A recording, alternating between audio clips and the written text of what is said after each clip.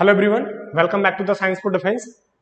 आज हम स्टार्ट करेंगे ग्रेविटेशन यानी गुरुत्वाकर्षण का पार्ट 4। इससे पहले यानी पार्ट 3 के अंदर मैंने आपको समझाया था कि अर्थ की सरफेस से, अर्थ की सतह से जब हम h गहराई h डेप्थ नीचे जाते हैं तो g के मान में कितना परिवर्तन होता है। अर्थ जब रोटेट करती है, स्पिन करती है, घूर्णन करती है, तब g के मान में कितना परिवर्तन होता है। ठीक है, और जब अर्थ की शेप की वजह से जी के मान में कितना परिवर्तित होता है। ये सारे पॉइंट्स मैंने आपसे डिस्कस किए थे और इन पर क्वेश्चंस भी आपको कराए थे। ठीक है, आज के लेक्चर के अंदर कुछ छोटी छोटी चीजें हैं लेकिन वो बड़ी इंपॉर्टेंट है। आज का जो हमारा लेक्चर है वो टोटल ऐसे समझना क्लास 12th की इलेक्ट्रिसिटी से रिलेशन है, उसका बिल्कुल डिक्टो सेम है। थोड़ी सी चीजें चेंज होंगी लेकिन फॉर्मूला मतलब कॉन्सेप्ट, फॉर्मूला चेंज होगा लेकिन कॉन्सेप्ट सेम रहेगा इलेक्ट्रिसिटी वाला। तो आई होप अगर तुमने क्लास 12th को अच्छे से थोड़ा बहुत इलेक्ट्रिसिटी को पढ़ा है तो तुम्हारे कोई प्रॉब्लम नहीं आएगी, इजिली तुम उसको समझ जाओगे। लेकिन फिर भी मैं अपनी तरफ से पूरी कोशिश करूंगा कि तुमने अगर नहीं भी पढ़ा है इलेक्ट्रिसिटी ठीक से तो तुम्हें यहाँ इस प्लेटफॉर्म पर चीजें समझ में आए। ठीक है, तो स्टार्ट करते हैं ग्रेविटेशन का पार्ट 4 और लेक्चर नंबर होगा 39।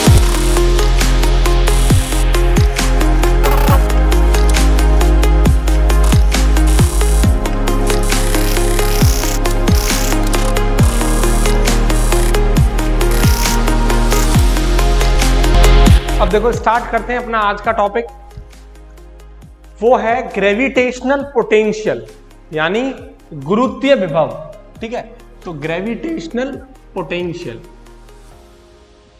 ग्रेविटेशनल पोटेंशियल, गुरुत्वीय विभव, हिंदी आप लिख लेना गुरुत्वीय विभव। ये टॉपिक थोड़ा समझना बहुत जरूरी है। कई बार स्टूडेंट को ये चीजें समझ में नहीं आती, अंडरस्टैंडिंग नहीं बन पाती इस टॉपिक में। ठीक है, ठीक है, थोड़ा सा कॉन्सेप्चुअल टॉपिक है तो ध्यान से सुनना। देखो वैसे तो हमारी फिजिक्स के अंदर कोई भी पोटेंशियल नाम की टर्म डिफाइन नहीं है, यानी विभव, पोटेंशियल बोले तो हिंदी में विभव, विभव नाम की कोई भी टर्म हमारी फिजिक्स में डिफाइन नहीं है। तो भाई फिर क्या डिफाइन है? डिफाइन है पोटेंशियल डिफरेंस। क्या डिफाइन है? पोटेंशियल डिफरेंस, बोले तो विभवांतर। क्या? विभवांतर, यानी किन्हीं दो पॉइंट के बीच का पोटेंशियल का डिफरेंस, विभव का अंतर, ये चीज डिफाइन है और इसको हिंदी में बोलते हैं विभवांतर। मैं जो आपसे बात कर रहा हूं वो बात कर रहा हूं ग्रेविटेशनल पोटेंशियल डिफरेंस की। अगर मैं ग्रेविटेशन टर्म यूज नहीं कर रहा हूं तो आपको समझ में आ जाना चाहिए कि मैं ग्रेविटेशनल की बात कर रहा हूं, चाहे वो ग्रेविटेशनल पोटेंशियल हो चाहे ग्रेविटेशनल पोटेंशियल डिफरेंस हो। ठीक है, तो ये जो बात कर रहा हूं वो है ग्रेविटेशनल पोटेंशियल डिफरेंस की, यानी गुरुत्वीय विभवांतर। अब ये होता क्या? मैं अपनी तरफ से तो मैं पूरा कोशिश करूंगा समझाने की। ठीक है, ध्यान से सुनना। देखो यहां मान लो मेरे पास एक पॉइंट है ए। क्या पॉइंट है? कोई ए पॉइंट। और मेरे पास यहां एक कोई पॉइंट है बी, और इस बी पॉइंट के पास एक एम मास रखा हुआ है। क्या रखा हुआ है? एम मास। अब मैं क्या चाहता हूं, इस एम मास को इस ए पॉइंट तक उठा के लाया जाए। ले आए साहब, तो लाने में कुछ वर्क किया होगा, कुछ कार्य किया होगा। तो लाने में क्या किया होगा? वर्क डन, यानी कुछ कार्य किया होगा। वर्क डन कितना? W। अब एक कार्य किसके द्वारा किया गया होगा? ऐसे थोड़ी ना अपने आप आ गया होगा, इसको कोई लेके आ रहा होगा। ठीक है, मान लो अभी के लिए फिलहाल इसको ये प्राणी ऐसे लेके आ रहा है, अभी समझने के लिए ऐसा मान लो इस प्राणी इसको लेके आ रहा है। ठीक है, तो ये क्या है? External agent. क्या है ये? External agent. तो वर्क भैया एक कार्य किसके द्वारा हो रहा है? इस इंसान के द्वारा। भैया यही तो लेके आ रहा है इसको, तो कार्य कौन कर रहा है? यही कर रहा है। इतनी बात क्लियर है? ठीक है, अब देखो इसको कैसे डिफाइन करेंगे कि पोटेंशियल यानी फाइनल पोटेंशियल। देखो ये हमारे लिए इनिशियल पॉइंट हो जाएगा क्योंकि यहां से हम इसको उठा के लेके आ रहे हैं, और किस पॉइंट पर लेके आ रहे हैं? ए पर, तो ये हमारे लिए अंतिम बिंदु हो जाएगा, फाइनल पॉइंट हो जाएगा। तो देखो final point minus initial that is be बराबर वर्क डन, यानी हम कार्य कर रहे हैं कहां से? बी से ए तक लाने में, बी से ए तक लाने में। कार्य कौन कर रहा है? कोई एक्सटर्नल एजेंट भाई साहब है, एक्सटर्नल एजेंट है, ठीक है। और क्या लेके आ रहे हैं, एम मास, एम मास से भाई साहब इसको डिवाइड कर दो, भाग दे दो, यही आपका कहलाता है पोटेंशियल डिफरेंस, यानी ग्रेविटेशनल पोटेंशियल डिफरेंस। आपने क्लास 12th की इलेक्ट्रिसिटी या 10th में आपने क्या पढ़ा था, आपने ये पढ़ा था कि एम मास की जगह कोई चार्ज था क्यू, यानी कोई आवेश था। जब हम इस बी पॉइंट से इसको उठा के ला रहे होते थे ए पॉइंट पर, ठीक है, तो उसे हम क्या बोलते थे, इलेक्ट्रिकल पोटेंशियल डिफरेंस, यानी वैद्युत विभवांतर। तो यहां एम मास की जगह क्या लिख देते थे, क्यू, एम मास की जगह क्या डिवाइड कर दो, क्यू, यही तुम्हारा क्या कहलाता था, इलेक्ट्रिकल पोटेंशियल डिफरेंस, वैद्युत विभवांतर। तो देख लो कॉन्सेप्ट सेम है, बस अंतर किसका है, फॉर्मूले का अंतर है, सिर्फ एम और क्यू का। इतनी बात क्लियर है। अब कुछ पॉइंट है, कुछ इंपॉर्टेंट पॉइंट है, वो समझ लो वो क्या है।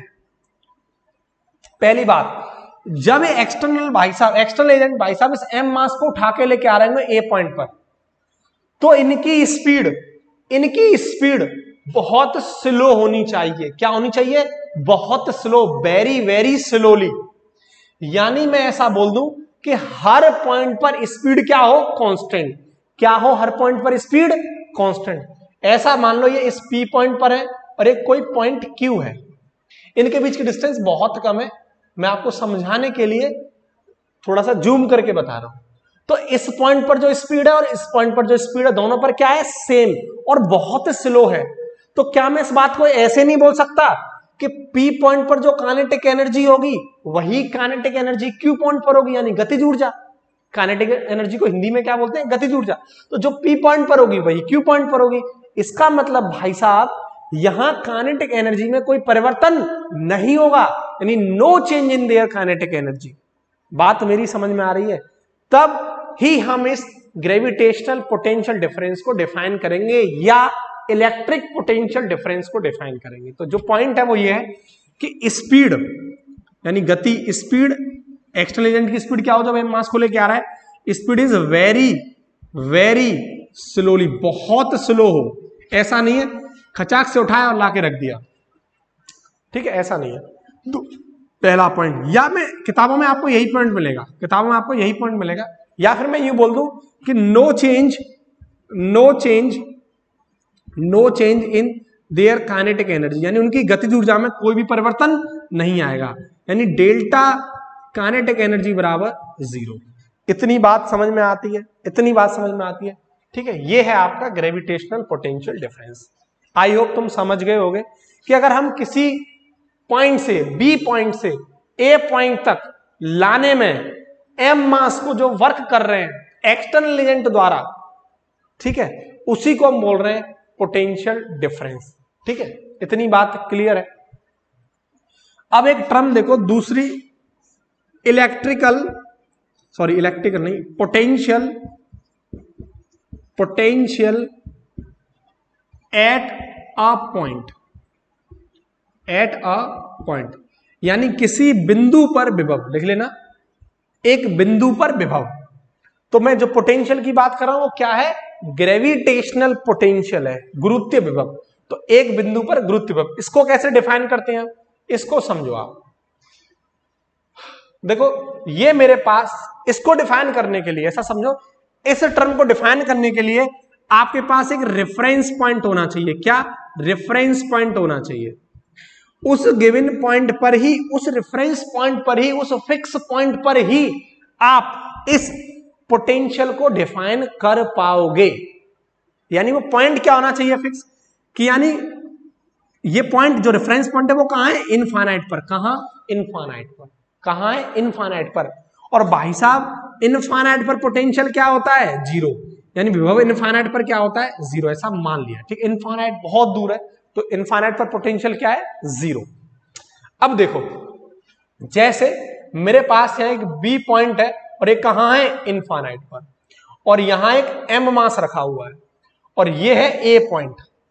अगर मैं इस एम मास को उठा के इनफाइनाइट से ए पॉइंट तक लेके आऊं तो मैंने वर्क किया होगा, कार्य किया होगा, और डब्ल्यू कोई ना कोई तो इसको उठा के लेके आ रहा होगा। एक वर्क डन एक्सटर्नल एजेंट द्वारा किया जा रहा है, किसके द्वारा, एक्सटर्नल एजेंट द्वारा।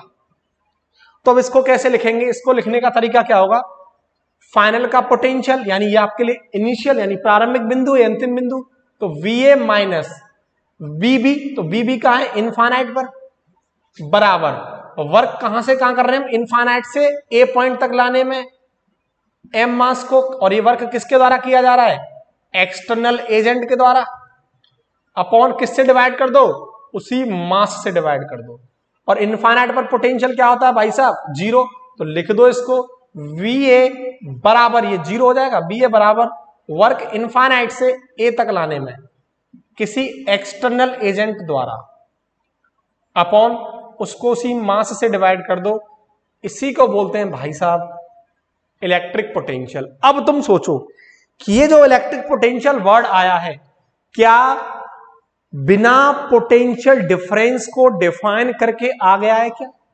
आप देखो, समझ में आ रही है मेरी बात? तो एक्चुअल में इलेक्ट्रिक पोटेंशियल नाम की कोई टर्म नहीं होती है, जनरली वो पोटेंशियल डिफरेंस ही होता है, लेकिन एक अजम्पशन है, हमने मान लिया कि इनफाइनाइट पर इसको डिफाइन करने के लिए, इसको डिफाइन करने के लिए, पोटेंशियल नाम को डिफाइन करने के लिए, ठीक है, कि इनफाइनाइट पर भैया मान लेते हैं और सोच लेते हैं इनफाइनाइट पर पोटेंशियल क्या होता है, जीरो, इसलिए हमें क्या वर्ड मिल गया, पोटेंशियल। इतनी बात क्लियर है। सेम कहानी यहां है, जब मैं इस M मास को उठा के लेके आ रहा हूंगा तो स्पीड कैसी होनी चाहिए, बहुत स्लो होनी चाहिए, सेम कहानी है, और स्पीड बहुत स्लो होनी चाहिए, यानी हर पॉइंट पर स्पीड कांस्टेंट होनी चाहिए, मतलब काइनेटिक एनर्जी का कोई भी चेंज नहीं होना चाहिए, no change in their kinetic energy, kinetic energy में बदलाव यानी परिवर्तन कितना हो, जीरो। इतनी बात क्लियर है। अब आओ इलेक्ट्रिसिटी में लौट के, जो तुमने पढ़ा है 10th और 12th में, तो वहां क्या हुआ करता था कि इनफाइनाइट से हम क्या करते थे, किसी क्यू आवेश को लेके आ रहे होते थे, सेम कहानी हुआ करती थी, बस मास की जगह क्या रख देते थे, क्यू, और यही हमारे लिए क्या हो जाता था, इलेक्ट्रिक पोटेंशियल। तो आप देख रहे होंगे तब से सेम कॉन्सेप्ट है, बस थोड़ा फॉर्मूले में चेंज है, क्यू को हम रिप्लेस कर रहे हैं बार बार M द्रव्यमान से। आई होप तुम्हें मेरे अच्छे से चीजें समझ में आई होंगी, ठीक है, इसको नोट करो, इसके बाद फिर मैं आगे की चीजें आपको बताता हूं।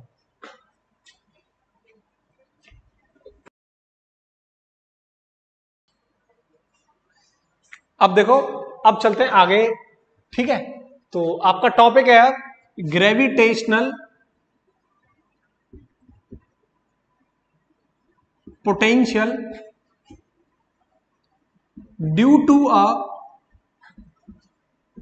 पॉइंट मास, यानी किसी बिंदु द्रव्यमान की वजह से गुरुत्वीय विभव।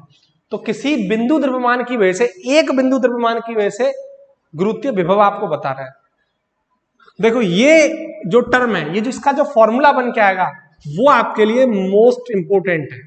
अब तक जो मैंने आपको कराए हैं उनका आपके एग्जाम से अब कोई लेना देना है नहीं, लेकिन आपको पता होने चाहिए थे कि पोटेंशियल डिफरेंस और पोटेंशियल क्या होता है, क्या अंतर है, ठीक है, लेकिन आपके एग्जाम में ये वाला फॉर्मूला इंपॉर्टेंट है, इसी से आप क्वेश्चन वगैरह करोगे।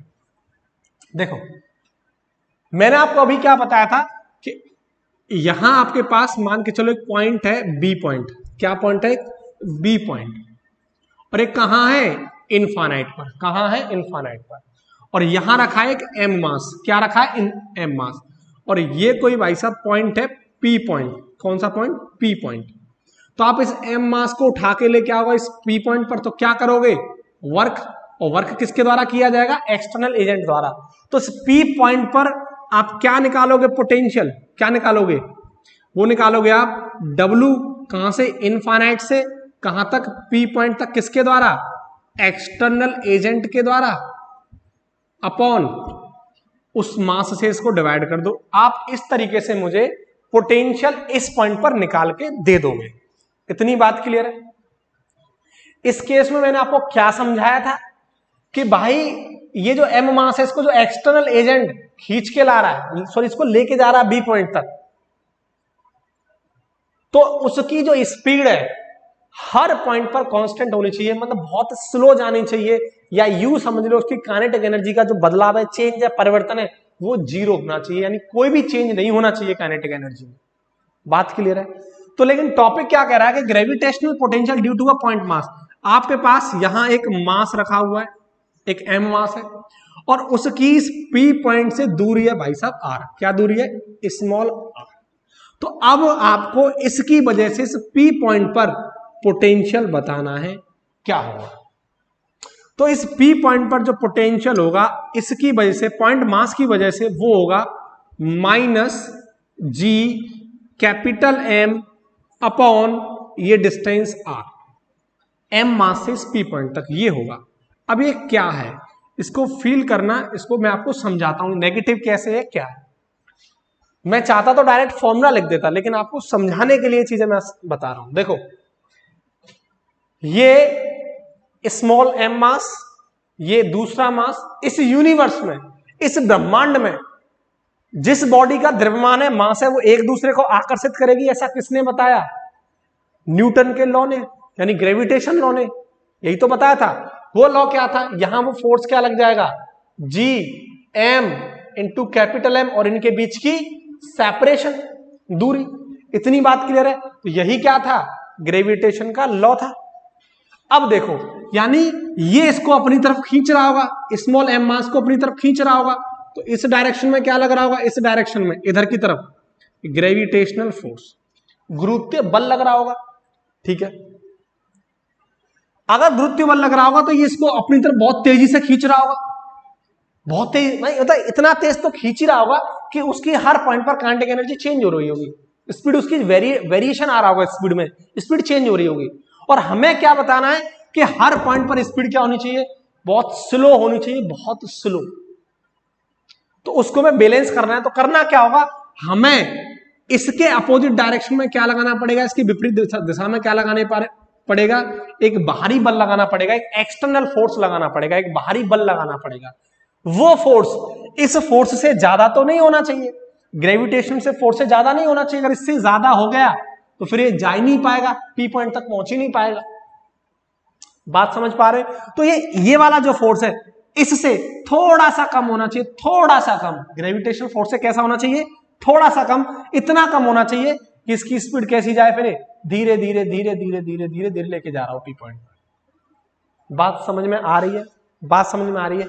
तो अब देखो, हम जो एक्सटर्नल फोर्स लगा रहे हैं ग्रेविटेशन के फोर्स के, कैसा लगा रहे हैं? विपरीत दिशा में। ये तो लग रहा है इधर, और हम बल किधर लगा रहे हैं? इधर की तरफ। इसलिए नेगेटिव साइन क्या है? बात समझ में आ गई? इसलिए नेगेटिव साइन लगाया जा रहा है क्योंकि जो एक्सटर्नल फोर्स है वो ग्रेविटेशनल फोर्स से कहां लगाया जा रहा है? अपोजिट डायरेक्शन में लगाया जा रहा है, विपरीत दिशा में लगाया जा रहा है। तो ये नेगेटिव भाई साहब इसलिए आया है। बात आप समझ गए? क्लियर है? ये आपको फॉर्मूला याद होना चाहिए, ये आपके लिए इंपॉर्टेंट है। -Gm upon R, -Gm upon R। ठीक है, अब इलेक्ट्रिक, आप आओ इलेक्ट्रिसिटी में लौट के, वहां क्या फॉर्मूला होता होगा? आपने याद किया हो तो क्या फॉर्मूला था? माइनस, ये क्या होता था? G की जगह K लेते थे, ये M की जगह क्या हुआ करता था? Q, और R की जगह R। याद आ रहा है? ये फॉर्मूला हुआ करता था इलेक्ट्रिसिटी में। तो आप देख रहे हो सेम कॉन्सेप्ट है, सेम, बस अंतर किसका है?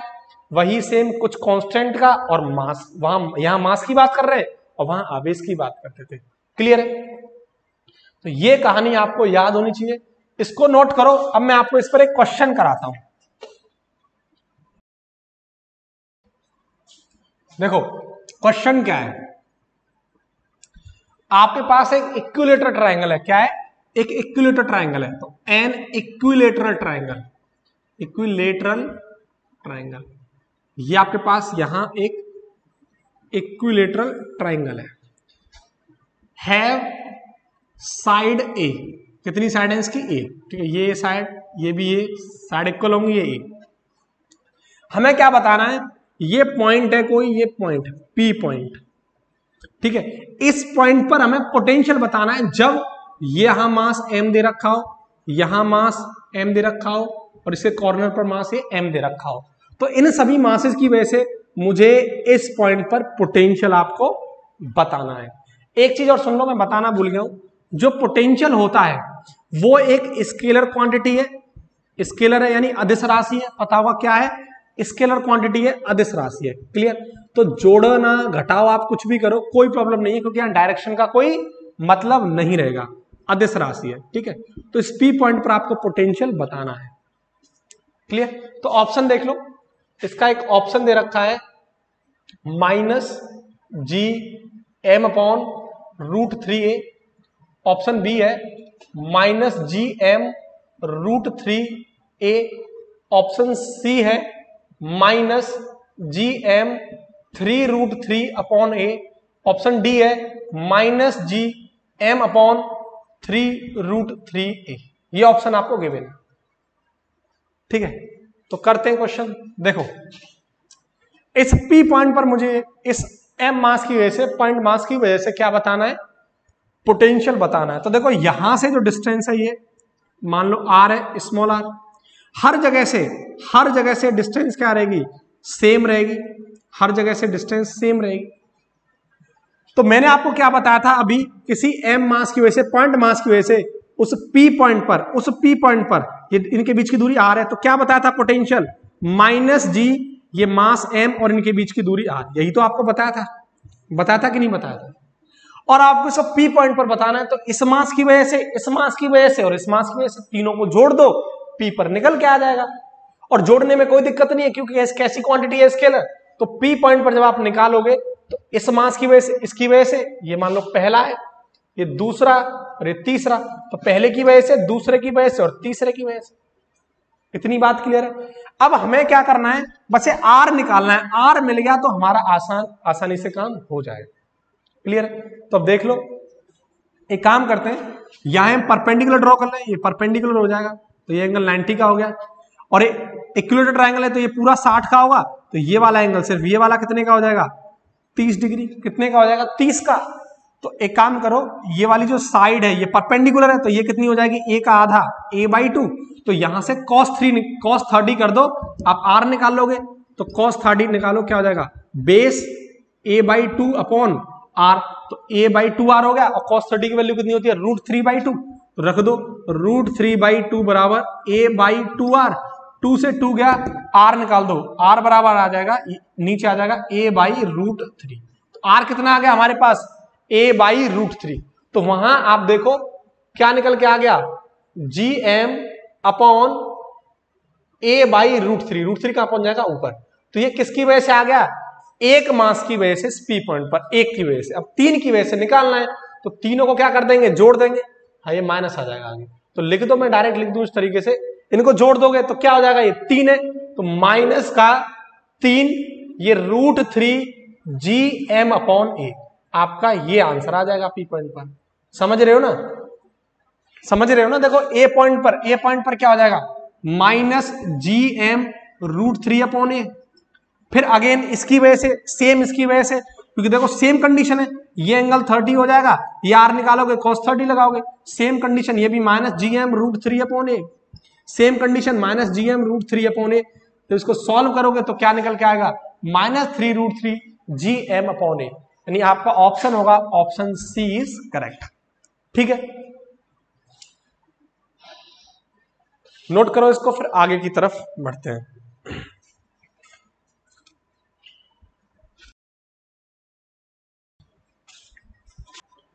अब देखो, अब चलते हैं अपने नेक्स्ट टॉपिक की तरफ, that is gravitational field. Gravitational field, इसी का दूसरा नाम होता है ग्रेविटेशनल इंटेंसिटी। बोल दो, क्या बोल दो, इंटेंसिटी। या इसी का और दूसरा नाम होता है, इसी को बोल दो ग्रेविटेशनल स्ट्रेंथ। हिंदी में इसको बोलते थे गुरुत्वीय क्षेत्र की तीव्रता। गुरुत्वीय क्षेत्र की तीव्रता, क्लियर, गुरुत्वीय क्षेत्र की तीव्रता। अगर मैं आपको चाहूं तो फॉर्मूला लिखा के इजिली आपको समझा सकता हूं। याद करो, electric field intensity, electric field strength का फॉर्मूला क्या होता था, याद करो। तुरंत आपके दिमाग में ये वाला फॉर्मूला इमेजिन हो जाएगा, क्योंकि अभी मैंने आपको जितना भी पढ़ाया वो इलेक्ट्रिक चैप्टर से रिलेट कर दिया था कि भाई के, जी की जगह के लगाओ, एम की जगह क्यू लगाओ, रिप्लेस कर दो उसको, सिंपल सेम फॉर्मूला आ जाएगा। तो 2 मुश्किल से सेकंड का काम। लेकिन मैं आपको यहां समझाना चाहता हूं, चीजें क्लियर करना चाहता हूं, इसलिए थोड़ी डेप्थ में जाके समझो। देखो, ये मेरे पास यहां एक एम मास है, क्या एक एम मास है, और ये मास यानी द्रव्यमान बहुत छोटा है, वेरी वेरी स्मॉल, बहुत छोटा है। क्या है? बहुत छोटा। यानी वेरी स्मॉल का मतलब हो गया, इसी को हम बोल देते हैं कि क्या ये टेस्ट मास है। क्या ये? टेस्ट मास। और टेस्ट मास है तो ये टेस्ट करेगा। क्या करेगा? कुछ न कुछ टेस्ट करेगा। तो इसका काम होता है, इस छोटे से मास का काम होता है कि यहां ग्रेविटेशनल फील्ड है या नहीं है, तो कितनी है, उस बात को ये चेक करता है। जैसे इलेक्ट्रिसिटी में क्यू हुआ करता था, वो बहुत छोटा हुआ करता था, जिसको हम क्या बोलते थे? Test charge. और टेस्ट चार्ज का काम क्या होता था कि यहां चेक करना कि इलेक्ट्रिक फील्ड है या नहीं है, या कितना है। इतनी बात क्लियर है? तो इसको हम लिख कैसे देते हैं? Limit m tends to 0। तो बात समझ रहे होगे, बहुत छोटा होता है, m टेंस टू 0, 0 के आसपास। क्लियर? अब देखो हो क्या रहा है, ये m मास, ये m द्रव्यमान, ये अपने आप यहां मोशन कर रहा है, गति कर रहा है अपने आप। बिल्कुल यहां मैंने लाके रख दिया, तुम्हारे सामने रूम है, यहां लाके रख दिया, और सोचो बोर्ड पर ये अपने आप चल रहा है। फील करो, ये अपने आप चल रहा है। तो क्या ऐसा हो सकता है अपने आप चल रहा हो? तो इसके पीछे एक फिजिक्स की कहानी है, मनगढ़ंत कहानी बोल दो उसको, वैसे ही है, कोई लॉजिक तो नहीं है, बोल सकते, ठीक है, लेकिन फिर भी मैं आपको समझाने की पूरी कोशिश करूंगा। ठीक है, ऐसे इस चीज को मान लिया गया है। देखो ये अपने आप चल रहा है, इसका मतलब कुछ तो ऐसा है यहां जो हमें दिखाई नहीं दे रहा है, जो इस पर फोर्स लग रहा है, अपनी तरफ खींच के ले जा रहा है, कुछ तो ऐसा है। तो उसी को मैं क्या बोल रहा हूं यहां, कुछ तो इनविजिबल चीज है, यहां लिख दूंगा, कुछ तो इनविजिबल चीज है। इनविजिबल का मतलब क्या है? अदृश्य, जो हमें दिखाई नहीं दे रही है, जो उसको खींच रही है, इनविजिबल। ठीक, कुछ तो ऐसा है जो उसको खींच रहा है, वो इनविजिबल है। अब वो जो इनविजिबल है, वो क्या कर रहा होगा? वो अपना यहां प्रभाव छोड़ रहा है, वो है नहीं यहां, लेकिन अपना प्रभाव छोड़ रहा है, उसको खींच रहा है। तो क्या डाल रहा है इस पर? इफेक्ट डाल रहा है, यानी प्रभाव डाल रहा है। क्या डाल रहा है? प्रभाव। दोबारा समझो, इसको अपनी तरफ खींच रहा है कोई, वो मैं दिखाई नहीं दे रहा है, इनविजिबल है, और इनविजिबल होके वो यहां कुछ प्रभाव छोड़ रहा है अपना, ताकि इसको अपनी तरफ अट्रैक्ट कर रहा है। बात समझ में आ रही है? तो उसी जो इफेक्ट कर रहा है, प्रभाव छोड़ रहा है, उसी को हम बोलते हैं इनविजिबल, या ऐसे बोलो इमेजिनरी। क्या बोल दो? Imaginary field. क्या बोल देते हैं इसी को? इमेजिनरी फील्ड, यानी काल्पनिक क्षेत्र। क्या बोल दो? काल्पनिक क्षेत्र। क्या बोल दो? काल्पनिक क्षेत्र। और इसी क्षेत्र को हम ग्रेविटेशनल फील्ड बोल देते हैं, कि यहां आसपास इसके कुछ ग्रेविटेशनल फील्ड है जो इसको अपनी तरफ अट्रैक्ट कर रहा है। ये कहानी। या इस बात को ऐसे समझ लो, देखो यहां मैंने स्क्रीन लगा दी, स्क्रीन मतलब पर्दा लगा दिया है ना, और यहां एक एम मास है भाई साहब, एक एम मास है, ऐसे समझना, इसको नहीं दिख रहा है, और पर्दा लगा दिया। तो न्यूटन ने क्या बोला था कि इस दुनिया में जिसकी बॉडी के पास मास है वो एक दूसरे को अट्रैक्ट कर रही होंगी। सेम केस, ग्रेविटेशनल फोर्स लग जाएगा, ये इसको अपनी तरफ खींच रहा होगा। मेरी बात आप समझ रहे हो? तो सेम केस ऐसे ही समझ लो कि यहां कुछ भी नहीं है ना, ये यहां कुछ भी नहीं है, ऐसे समझ लो, बंद है, कुछ भी नहीं। तो ऐसा कुछ इसके आसपास है जो इसको अपनी तरफ अट्रैक्ट कर रहा है। इतनी बात, ये कहानी समझ में आई? इतनी बात क्लियर है? ठीक है, तो अब देखो, इसको ऐसे मानो, ये एम मास था और ये इधर की तरफ मोशन कर रहा है, तो इधर की तरफ क्या लग रहा होगा? इस पर फोर्स लग रहा होगा। तो अब इसको कैसे डिफाइन करते हैं? इलेक्ट्रिक फील्ड इंटेंसिटी को E से डिफाइन किया जाता है, और ये वेक्टर क्वांटिटी है। कैसी क्वांटिटी है? वेक्टर राशि है, यानी सदिश राशि है। वेक्टर क्वांटिटी है, यानी कैसी है? सदिश राशि। और इसको किस तरीके से डिनोट करते हैं? ई वेक्टर से। ठीक है, किताबों में इसको आई से भी दे रखा होता है, लूसेंट वगैरह की किताब है, एक दो किताबें उनमें आई से दे रखा होता है, लेकिन जनरली जो अच्छी अच्छी किताबें उनमें इसको ई वेक्टर से डिनोट कर रखा है। ठीक है, अब देखो ये क्या होता है? Electric field, sorry, gravitational field क्या होता है? वो होता है जो आपने फोर्स लगाया है, जो जिस पर हमें फील हो रहा है कि इस पर फोर्स लग रहा है, जा रहा है, तो फोर्स को डिवाइड कर दो किससे? उसी मास से। यही होता है आपका ग्रेविटेशनल फील्ड स्ट्रेंथ या ग्रेविटेशनल स्ट्रेंथ, यही होता है। यानी इलेक्ट्रिक फील्ड स्ट्रेंथ क्या होता है? जो फोर्स लग रहा है उस पर, उस F से डिवाइड कर दो इस M को, ठीक है। अब देखो इसकी यूनिट क्या हो जाएगी, फोर्स की यूनिट न्यूटन और मास की किलोग्राम, तो इसकी यूनिट क्या होती है, न्यूटन पर किलोग्राम, न्यूटन पर किलोग्राम।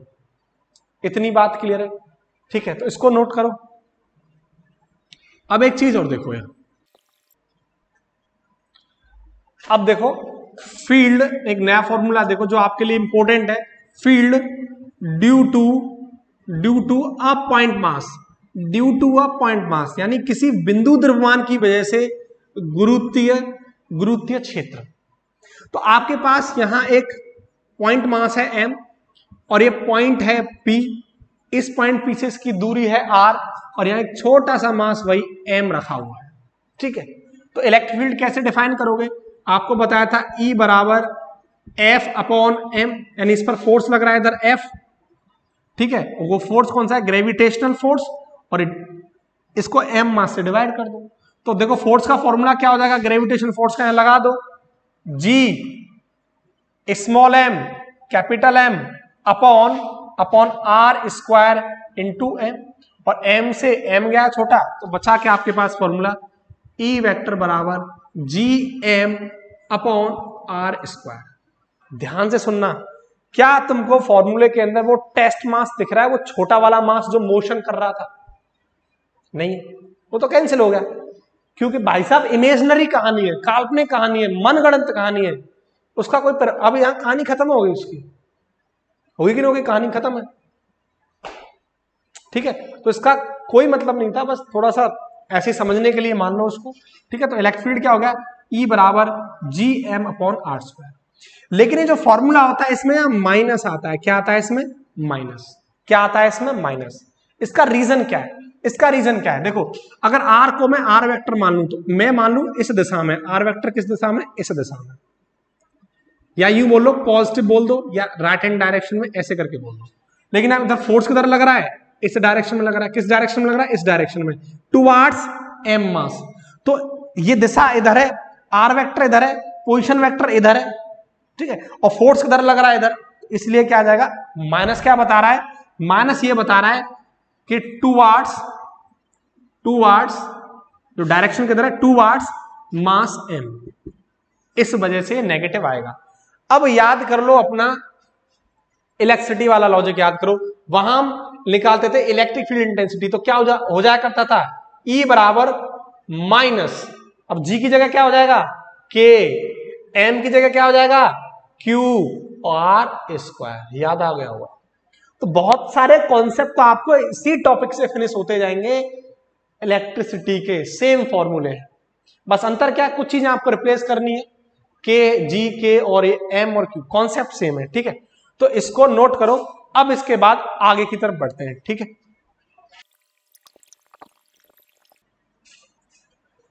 अब देखो, अब स्टार्ट करते हैं अपना नेक्स्ट टॉपिक। अब मुझे आपको समझाना है, मेरे पास एक हॉलो स्फीयर यानी खोखला गोला और एक है सॉलिड स्फीयर ठोस गोला। हॉलो स्फीयर को हम सेल भी बोल सकते हैं, ठीक है।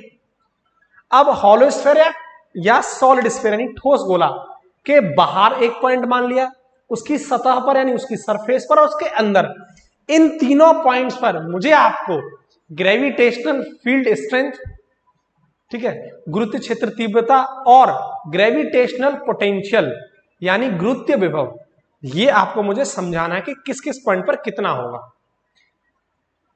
देखो ये वाला जो टॉपिक है सेम इलेक्ट्रिसिटी से लिंक करेगा, जो आपने गॉस लॉ पढ़ के आए ना, गॉस नियम, गॉस की प्रमेय, उससे लिंक करेगा, सेम डिक्टो। तो इसको मैं ड्राइव नहीं करूंगा क्योंकि जरूरत नहीं है ड्राइव करने की, कर दूंगा ड्राइव तो भी कोई फायदा नहीं है, आपको डायरेक्ट फॉर्मूला ही याद रखना पड़ेगा, उससे कोई भी लॉजिकल क्वेश्चन नहीं बनेगा। अगर बनता है तो मैं हमेशा आपको वो चीज ड्राइव कराता हूं जहां से छोटा क्वेश्चन भी बनने के चांसेस होते हैं। तो यहाँ ड्राइव करने की जरूरत नहीं, आपको डायरेक्ट फॉर्मूला याद होना चाहिए। कई साल एयरफोर्स और SSR के पेपर के अंदर डायरेक्ट पूछा गया है, ठोस गोले के अंदर या हॉलो स्फीयर के अंदर भैया V क्या होगा, ग्रेविटेशनल पोटेंशियल क्या होगा या ग्रेविटेशनल फील्ड स्ट्रेंथ क्या होगी। तो आपको यह डायरेक्ट फॉर्मूले याद होने चाहिए, ठीक है। तो देखो मैं लिख नहीं रहा हूं, हेडिंग ये है कि gravitational field strength and gravitational potential of hollow sphere and solid sphere, यानी खोखला गोला तथा ठोस गोले का गुरुत्वीय क्षेत्र तीव्रता और गुरुत्वीय विभव। ठीक है, ये चीज याद रखना। देखो पहले मैं बात कर रहा हूं हॉलो स्फीयर की, किसकी? हॉलो स्फीयर की, यानी खोखले गोले की, खोखला गोला। क्लियर? ये मेरे पास यहां एक खोखला गोला है, ठीक है, और इसका सेंटर है और ये इसकी रेडियस है r। क्लियर? खोखला यानी अंदर से बिल्कुल इसमें हवा भरी हुई है, खाली है, लेकिन इसका जो मास है m मास, वो मान लो इसके सेंटर पर है। ऐसा मत सोचना इसका सेंटर ऑफ मास है, द्रव्यमान के अंदर है, नहीं। यहां गॉस के लॉजिक चलेंगे, ये सेंटर ऑफ मास नहीं, बस मैंने मान लिया इसका मास यहां, पूरा मास यहां है m, इसके सेंटर पर। ठीक है, अब देखो इसके सेंटर से मैंने एक पॉइंट मान लिया बाहर, ये P पॉइंट, तो इसके सेंटर से इस P पॉइंट की जो दूरी है वो है स्मॉल r। क्या है? Small r। तब इस पॉइंट पर ग्रेविटेशनल फील्ड स्ट्रेंथ या ग्रेविटेशनल पोटेंशियल क्या होगा, आपको एक तो ये बताना है। दूसरा आपको क्या बताना है, इसकी सतह पर मान लो मैंने कोई पॉइंट मान लिया r, तब यहां से इसकी दूरी क्या है? स्मॉल r, यानी स्मॉल r और ये यहाँ की रेडियस है, दोनों बराबर है, तब आपको बताना है। या इसके अंदर आ जाओ, ये मान लिया Q पॉइंट, तब अब यहां से यहां तक की सेपरेशन स्मॉल r, तब के केस में आपको बताना है E और V कितना होगा। क्लियर है? इतनी बात है तो समझ लो। पहली बात क्या है? आउटसाइड, बाहर। आउटसाइड का मतलब क्या है? At point P। At point P का मतलब हो गया कि स्मॉल r क्या हो जाएगा? इस रेडियस से ज्यादा। तो इस P पॉइंट पर ग्रेविटेशनल फील्ड स्ट्रेंथ कितनी होगी? तो याद करो, मैंने आपको थोड़ी देर पहले क्या सिखाया था, आपके पास एक m मास हुआ करता था, पॉइंट मास, और इस P पॉइंट पर r डिस्टेंस से क्या बताया था आपको मैंने? ग्रेविटेशनल स्ट्रेंथ क्या बताई थी आपको? बताई थी मैंने -Gm/, और इसके बीच की सेपरेशन यानी ये r। बात क्लियर है? इस तरीके से लॉजिकली आपको फॉर्मूला याद रखना पड़ेगा, क्योंकि यहाँ फॉर्मूले का ही केस है। अब देखो यहां पर पोटेंशियल क्या हो जाएगा? ग्रेविटेशनल पोटेंशियल क्या हो जाएगा? यहाँ वो हो जाएगा, सॉरी ये r² था, माफ करना, है r² होगा, -Gm/r। ये क्या हो जाएगा? -Gm/r। तो यहां -Gm/r होगा, ये नीचे r² होगा। ठीक है, दूसरा केस अब मुझे बताना है इसकी सरफेस पर, एट सरफेस पर, जो कि कहां है? At point r। तो एट पॉइंट r, बिंदु r पर, जो कि r बराबर क्या हो जाएगा? ये हो जाएगा। इतनी बात क्लियर? तो इस r पॉइंट पर क्या हो जाएगा आपका? सेम केस है, r को बड़ी R मान लिया, बस स्मॉल r की जगह क्या पुट कर दो? बड़ी R, Gm/कैपिटल R का स्क्वायर, और b इसी पॉइंट पर, r पॉइंट पर पोटेंशियल क्या हो जाएगा? -Gm/कैपिटल R। सेम केस है, उसी में जो स्मॉल r है उसको बड़ी R को आपको रिप्लेस कर देना है। थर्ड केस क्या है? आपको इसके अंदर इस Q पॉइंट पर बताना है, तो इनसाइड अंदर बताना है, यानी एट पॉइंट Q। इसका मतलब हो गया कि small r is less than radius of this hollow sphere, यानी रेडियस ज्यादा होगी, स्मॉल r छोटी होगी। तो ऐसे केस में यहां Q पॉइंट पर, इस Q पॉइंट पर क्या होगा आपका? E, वो होगा आपका 0। यही क्वेश्चन पूछा जा चुका है एयरफोर्स में भी, SSR में भी, यही अंदर क्या होगा? 0। ठीक है, अब देखो यहां जो पोटेंशियल होता है वो होता है V बराबर -Gm/R। याद कैसे रखोगे इसको कि भैया जहां R बड़ा है स्मॉल r से, तो भैया नीचे R आएगा। तो इस तरीके से आप इन दोनों फॉर्मूले को, तीनों फॉर्मूले को याद रख पाओगे। आपको फॉर्मूले याद होने चाहिए यहां। ठीक है, अब आपको मैं ग्राफ कराता हूं इनके बीच में। ग्राफ देखो क्या है। ठीक है, तो पहले आप ग्राफ को समझो। देखो ये y एक्सिस है, ये x एक्सिस। ठीक है, और यहां आपका वो हॉलो स्फीयर है जो मैंने अभी आपको बना के दिया था। ये इसका सेंटर है और ये रेडियस है r, और y एक्सिस डायरेक्शन में हमें बताना है ग्रेविटेशनल फील्ड स्ट्रेंथ है। ठीक है, और इधर क्या है? r distance. ठीक है, ये वेक्टर है, वेक्टर लगा लेना। क्लियर? अब आप पहले यहां केस देखो, इस केस में आप समझो ये g कांस्टेंट है, m कांस्टेंट रहेगा, तो यहां जो ई है वो किस पर डिपेंड कर रहा है, आर स्क्वायर पर डिपेंड कर रहा है, नहीं कर रहा है। जरा इसमें देखो, G constant, M constant, R constant, भैया आर रेडियस है तो फिक्स रहेगी वो तो भैया तीनों क्या है, कांस्टेंट, तो भैया यहाँ ये क्या हो जाएगा, ई कांस्टेंट हो जाएगा, नियतांक होगा। यानी इस बात का मतलब समझ लेना कि उसकी सरफेस पर, स्फीयर के हर सरफेस पर, भाई इस हॉलो स्फीयर की सरफेस पर, सरफेस के हर पॉइंट पर, सतह के हर पॉइंट पर ई क्या होगा, कांस्टेंट होगा, सेम होगा, फिक्स होगा। आप देख सकते हैं कांस्टेंट है, तो उसकी सतह पर हर जगह ई क्या होगा, सेम होगा, कांस्टेंट होगा। अब जरा यहां देखो, यहां क्या है, जीरो, तो बस चेंज कहां हो रहा है, इस केस में यहां जीरो है, यहां कांस्टेंट है, यहां चेंज हो रहा है। तो देखो किस तरीके से बनाओगे आप, ये आपका सेंटर है और ये आपकी सरफेस है, ये तो ये आपका सेंटर, यानी ये आपका हो गया सेंटर और ये आपकी हो गई सरफेस। ठीक, तो देखो सेंटर पर कितना है, ई जीरो है, तो यहां जीरो है, तो सेंटर से आगे की तरफ चलो, देखो ये सेंटर, यहां हो गया ई कितना हो गया, जीरो। अब यहां से अंदर से कहां चलो, सरफेस पर। कहां पहुंच गए हम, देखो सरफेस पर पहुंच गए। सरफेस पर जैसे ही पहुंच जाओगे तो ई क्या आपका, ग्रेविटेशनल फील्ड स्ट्रेंथ क्या है, constant, G constant, M constant, R constant, भैया कांस्टेंट है, तो देखो सरफेस पर ये क्या हो गया, कांस्टेंट, न तो कम हो रहा न ज्यादा, एकदम सीधा जा रहा है, यानी ये कांस्टेंट है, तो ये एट सरफेस पे भैया। और ये कहां का केस था, अंदर का, इनसाइड का, कांस्टेंट है। यहां पर जो क्या हो जाएगा, E G M upon R square. Clear. उसके बाद जैसे ही मैं बाहर की तरफ जाऊंगा, उसकी सरफेस से कहां जा रहा हूं मैं, अब बाहर की तरफ, तो आर बढ़ाओगे तो ई घटेगा, आर कम करोगे तो ई बढ़ेगा। तो आपको मैंने बहुत बार ये चीज समझाई है। ऐसे केस में ग्राफ कैसे बनता है, इस तरीके से ग्राफ बनता है। तो ये क्या हो जाएगा, ई इनवर्सली प्रोपोर्शनल आर स्क्वायर। ये कहां का केस है, आउटसाइड का केस है। इस तरीके से ग्राफ बनेगा। कई वर्ष ग्राफ भी पूछ लिए गए हैं। जो ग्राफ मैं आपको कराता हूं वो इंपॉर्टेंट होता है, आपके एग्जाम के लिए जो डिमांडेबल है वो ग्राफ आपको मैं हमेशा कराता हूं। ठीक है, नोट करो। फिर इसके बाद अब मैं आपको कराने वाला हूं सॉलिड स्फीयर, यानी ठोस गोला। ये फॉर्मूले आपको याद होने चाहिए। अब देखो सॉलिड स्फीयर, ठीक है, ठोस गोला, सॉलिड स्फीयर यानी ठोस गोला। क्लियर। देखो ये एक ठोस गोला है, ठीक, ये इसका सेंटर है और इसकी रेडियस है आर, ऐसे मान लो ये इसकी रेडियस क्या है, आर। क्लियर। और इस पूरे सॉलिड स्फीयर का मास इसके सेंटर पे मान लेते हैं एम है। कितना है, एम।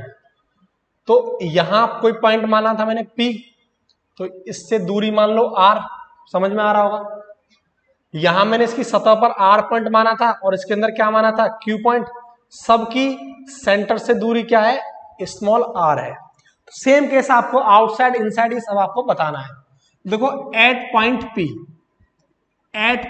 पी यानी किसका केस हो जाएगा, आउटसाइड वाला केस हो जाएगा। एट पॉइंट आर ये एट सरफेस, सतह पर। और तीसरा पॉइंट क्या है, एट पॉइंट क्यू यानी इनसाइड वाला केस हो जाएगा, इनसाइड वाला केस हो जाएगा। यहां मुझे आपको ग्रेविटेशनल फील्ड स्ट्रेंथ और ग्रेविटेशनल पोटेंशियल बताना है। सेम केस है भाई साहब, सेम जो वहां था, बस एक जगह चेंज होगी चीजें। तो देखो पी पॉइंट पर जो ग्रेविटेशनल फील्ड स्ट्रेंथ होगा वो होगा आपका minus G M upon small R square. यही मैंने होलो स्फीयर में कराया था। और पी पॉइंट पर पोटेंशियल क्या हो जाएगा, minus G M upon small R. इतनी बात क्लियर। सेम केस यहां क्या है, आर बराबर स्मॉल आर हो जाएगा, यहां भी लिख लेना स्मॉल आर क्या हो जाएगा, कैपिटल आर से बड़ा। तो यहां जहां आर आ रहा है स्मॉल, वहां कैपिटल आर पुट कर दो, तो देखो क्या हो जाएगा, आर पर minus G M upon capital R का स्क्वायर और वी आर बराबर, ये वेक्टर नहीं स्केलर है, बराबर minus G M upon capital R. ठीक है। अब इसका फॉर्मूला क्या है, यहां देखो आपकी किताब में अगर आप लूसेंट पढ़ रहे हैं तो आपकी किताब में बाई मिस्टेक फॉर्मूला गलत लिख रहा है पोटेंशियल का यहां इनसाइड में, उसको सही कर लेना। उसमें आई थिंक दे रखा है 0, उसको सही कर लेना, गलत मत पढ़ लेना। आपको पहले ही बता रहा हूं, अंदर यहां इनसाइड सॉलिड स्फीयर में आपका फॉर्मूला गलत दे रखा है, वो दे रखा है 0। कितना दे रखा है? 0। ठीक है, 0 दे रखा है। अब देखो होता कितना है ये, यहां इस क्यू पॉइंट पर ग्रेविटेशनल फील्ड स्ट्रेंथ क्या होगा? वो होगा आपका -gm small r upon capital R Q, -gm r upon capital R Q. ठीक है, अब देखो ये v क्या होगा क्यू पॉइंट पर, यहां इनसाइड पोटेंशियल क्या होगा? वो होगा -gm upon 2r cube bracket 3r square minus small r square. ठीक है, ये आपका फॉर्मूला होगा 3r square minus small r square. इतनी बात क्लियर है?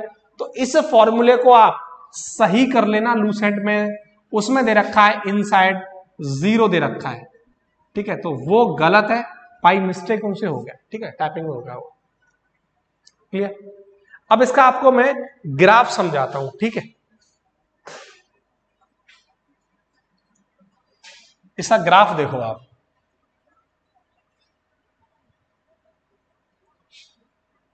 देखो पहले यहां समझो, आसान है अब ग्राफ बनाना तुम्हारे लिए। आउटसाइड में जाओ आप, आर स्क्वायर के क्या है? Inversely proportional. यहां देखो जी एम आर, ये रेडियस है, सब कुछ कांस्टेंट है।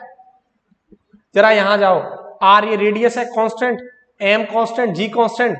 भाई साहब आर पर डिपेंड कर रहा है, आर बढ़ेगा तो ई बढ़ेगा, आर कम होगा तो ई कम होगा। कहां? इनसाइड में। और उस केस में क्या था? उस केस में क्या था? इनसाइड 0 था। बना दो ग्राफ। देखो ये यहां मान लो आर है, और ये आपका ई वेक्टर है, और ये आपका सॉलिड स्फीयर है, ये सेंटर है, और ये रेडियस आर है। तो ये आपका सेंटर है। ठीक, ये आपका सेंटर है, और ये आपका सरफेस है, सतह।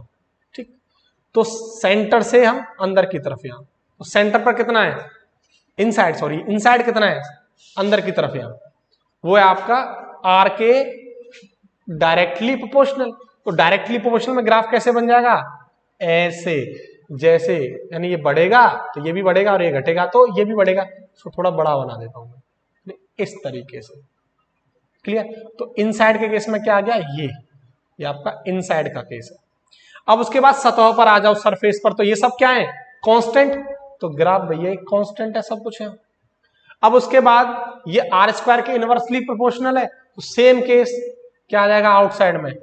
ये आपका आ जाएगा ई इनवर्सली प्रोपोर्शनल आर स्क्वायर, ये आउटसाइड का हो जाएगा। और इस सरफेस का क्या हो जाएगा? ई बराबर जीएम अपॉन आर स्क्वायर। बात समझ में आ गई होगी, बहुत आसान है इसको ड्रॉ करना। ठीक है, आई थिंक तो मैं चीजें क्लियर हुई होंगी। इसको नोट करो। इसके बाद फिर मैं आपको एक टॉपिक और बचा है last, that is potential energy. ठीक है, स्थित ऊर्जा, स्थित ऊर्जा। ठीक, अब देखो next topic, gravitational potential energy. Gravitational potential energy, यानी ये हो जाएगा आपका गुरुत्वीय स्थिर ऊर्जा। लिख लेना हिंदी में, गुरुत्वीय स्थिर ऊर्जा। और इसको दर्शाते हैं यू से। किससे दर्शाते हैं इसको? यू से। ठीक है, यू से इसको दर्शाते हैं, रिप्रेजेंट करते हैं। ये होता क्या है? देखो मैंने आपको भी पढ़ाया था कि आपके पास एम मास था, और इससे पी पॉइंट पर, यानी इससे ये दूरी आर है, तो इस पी पॉइंट पर ग्रेविटेशनल फील्ड स्ट्रेंथ क्या होगी? ई आपको मैंने क्या बताया था? -gm upon R square. बताया था नहीं बताया था इस पी पॉइंट पर? अच्छा, पोटेंशियल क्या बताया था आपको मैंने? -gm अपॉन आर, यही तो सिखाया था। अब इसका पी पॉइंट पर पोटेंशियल एनर्जी क्या होगा? वो होगा 0। क्या होगा? 0। ये कैसे? क्योंकि भाई साहब ग्रेविटेशनल पोटेंशियल एनर्जी या पोटेंशियल एनर्जी किसी एक बॉडी के लिए, किसी एक पिंड के लिए परिभाषित नहीं की जाती है, डिफाइन नहीं की जाती है। ये हमेशा और हमेशा पूरे सिस्टम के लिए डिफाइन करी जाती है। दोबारा सुनो, potential energy, gravitational potential energy कभी भी एक पिंड के लिए, एक बॉडी के लिए डिफाइन नहीं करी जाती है। एक बॉडी के लिए हमेशा पोटेंशियल एनर्जी 0 होगी। ये हमेशा पूरे सिस्टम के लिए डिफाइन करी जाती है, एक से ज्यादा बॉडी के लिए डिफाइन करी जाती है। बात मेरी समझ रहे हो? अकेली बॉडी के लिए डिफाइन नहीं करी जाती, दो बॉडी के लिए, तीन बॉडी, अगर दो बॉडी है तो पोटेंशियल एनर्जी डिफाइन होगी, तीन बॉडी है तो पोटेंशियल एनर्जी डिफाइन हो जाएगी, चार बॉडी है तो पोटेंशियल एनर्जी डिफाइन हो जाएगी। मतलब सिस्टम, पूरे सिस्टम के लिए इसको डिफाइन किया गया है, एक बॉडी के लिए इसको डिफाइन नहीं किया जाता। बात समझ में आ रही है? तो मैं लिख देता हूं, gravitational potential energy, gravitational potential energy यानी गुरुत्व स्थित ऊर्जा does not define for single mass body. ठीक है, तो किसी अकेले द्रव्यमान पिंड के लिए इसको परिभाषित नहीं किया जाता, और उसके लिए कितना होता है फिर पोटेंशियल एनर्जी? 0। याद रखोगे? अब देखो, अब अगर दो बॉडी हो, एक ये बॉडी है, इसका मास m है, एक दूसरी बॉडी है स्मॉल m, इनके बीच की सेपरेशन क्या है? r। तब पोटेंशियल एनर्जी क्या होगी? ये होगी -Gm अपॉन इनके बीच की दूरी r। ये फॉर्मूला आपका होगा। डेरिवेशन होता है इसका, आपके लिए जरूरी नहीं है, आपके लिए फॉर्मूला आपको याद होना चाहिए। वैसे इस फॉर्मूले से भी तुम्हें कोई मतलब नहीं होगा, इससे तुम्हारे एग्जाम में रिलेटेड क्वेश्चन नहीं आता। इस फॉर्मूले से आता भी है तो तुम्हारे एग्जाम में इस पर एक ट्रिक बनाई गई है, वो आपको मैं समझाता हूं क्वेश्चन के थ्रू। खैर, फॉर्मूला याद रखना, U बराबर -Gmm अपॉन r। क्लियर? अब एक सवाल देखो यार, एक सवाल देखो, आपको क्लियर हो जाएगा।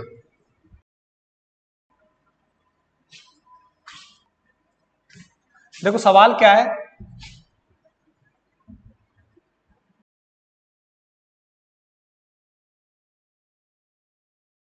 ये आपको सवाल दे रखा है। सवाल ये है कि find change in potential energy, स्थित ऊर्जा में परिवर्तन बताइए, चेंज बताइए, to bring a body from earth surface to nr height. किसी बॉडी को अगर आप उसकी अर्थ की सतह से जब ऊपर लेके जाते हैं, कितनी हाइट पर? nr हाइट पर। यानी ये अर्थ है, ठीक है, ये अर्थ की रेडियस है r, इस सतह पर बॉडी रखी हुई है। अब इसकी सतह से जब आप ऊपर लेके जाते हो, पृथ्वी की सतह से कहां? ऊपर। कितनी ऊंचाई पर? कितनी हाइट पर? nr ऊंचाई पर। तब उसकी पोटेंशियल एनर्जी में कितना चेंज आएगा वो आपको बताना है, वो आपको समझाना है। ठीक है, तो आप जो भी मैंने आपको फॉर्मूला बताया था, उस फॉर्मूले से यानी जो -Gmm अपॉन r था, उसके थ्रू भी कर दोगे, क्योंकि देखो अर्थ का मास m, कैपिटल M, और बॉडी का मास क्या मान लो? Small m। आराम से कर दोगे आप फॉर्मूला लगा के। इसको मान लो इनिशियल और इसको मान लेना फाइनल। बॉडी यहां आ गई, इसको इनिशियल, देखो मैं आपको बता देता हूं, ये आपका इनिशियल, पहले मान लो इसको इनिशियल, तो क्या आ जाएगा? -G small m capital M upon earth की सरफेस से कैपिटल R, इक्वेशन नंबर 1। बाद में U2 क्या हो जाएगा? -G capital M small m, यानी बॉडी का मास m और पृथ्वी का मास m, ठीक है, अपॉन, अब क्या हो जाएगा? अब क्या हो जाएगा? R प्लस nr, ये अर्थ की सरफेस से, और ये तो क्या हो जाएगा? R plus nr। Equation second. क्या निकालना है? फाइनल माइनस इनिशियल कर देना, इसमें से इसको घटा देना। तो आप इसको सॉल्व करोगे और थोड़ा स्टेप लगेगा। ऐसा न करके आपके लिए मैं एक आसान चीज बता देता हूँ, एक ट्रिक है ऐसे सवालों के लिए। अपने डिफेंस एग्जाम में अगर ऐसे सवाल बनते हैं तो उनके लिए एक स्टेप आप ऐसे भी कर सकते हो, आप लगा के देखना, आप आराम से कर लोगे सवाल। ठीक है, देखो जब आप अर्थ की सरफेस से, ये ट्रिक कब के लिए? जब अर्थ की सतह से, दोबारा समझ लो, ये अर्थ है, जब अर्थ की सरफेस से h हाइट ऊपर जाते हो, अर्थ की सरफेस से जब आप h हाइट ऊपर जाते हो, तब उस टाइम यहाँ पोटेंशियल एनर्जी क्या है? पहले ये और बाद में पोटेंशियल एनर्जी क्या है? ये। तो आपको क्या निकालनी पड़े? Change in potential energy. Earth की सरफेस से ऊपर जाने के लिए ट्रिक है। कहां? अर्थ की सतह से ऊपर जाने के लिए। तो वो होती है डेल्टा U बराबर mgh upon 1 plus h upon r बोले तो रेडियस, अर्थ की ये रेडियस। ये ट्रिक होती है, इसको आप यूज करोगे, क्वेश्चन आप चुटकियों में सॉल्व करोगे। देखो h हाइट कितना जा रहे हैं हम, nr हाइट ऊपर जा रहे हैं, nr ऊंचाई ऊपर जा रहे हैं, तो h की जगह पुट कर दो mg nr upon 1 plus h की जगह पुट कर दो nr अपॉन r से r गया तो बचा क्या, mg r bracket n upon n plus 1। ये आपके पास आ गया, ऑप्शन सी इज करेक्ट। ठीक है, आपका लूसेंट का क्वेश्चन है, कुमार मित्तल में भी दे रखा है। क्लियर, आज के लिए इतना ही सफिशियंट है। इसके बाद अब नेक्स्ट वीडियो में आपको मैं इससे आगे की चीजें कराऊंगा। ठीक है, और पढ़ते रहिए, मेहनत करते रहिए। इस बार सिलेक्शन लेना है तो मेहनत तो करनी पड़ेगी, बिना मेहनत के तो कुछ भी नहीं मिलता। मैं बार बार ये बात बोलता हूँ। ठीक है, एक फोकस बना के रखो, एक विजन बना के रखो कि भाई हमें एयरफोर्स या नेवी डबल के एग्जाम को इस बार फोड़ना है। तो उस हिसाब से आप मेहनत करते रहिए, लगातार मेहनत करते रहिए। कंटेंट रेगुलर वीडियोस में आपके लिए लेके आ रहा हूँ, रेगुलर मेरी वीडियो आ जाती है, इसलिए वीडियो देखिए, साथ के साथ नोट्स बनाइए। कोई डाउट है कमेंट सेक्शन में कमेंट करो, आपको उसका रिप्लाई मिलेगा। ठीक है, तब तक के लिए वीडियो को लाइक करें और वीडियो को ज्यादातर शेयर करें। अगर आप चैनल पर नए हैं तो चैनल को जरूर सब्सक्राइब कर लें और बेल आइकन को जरूर दबा लें ताकि मेरी हर वीडियो के नोटिफिकेशन आपको मिल सके।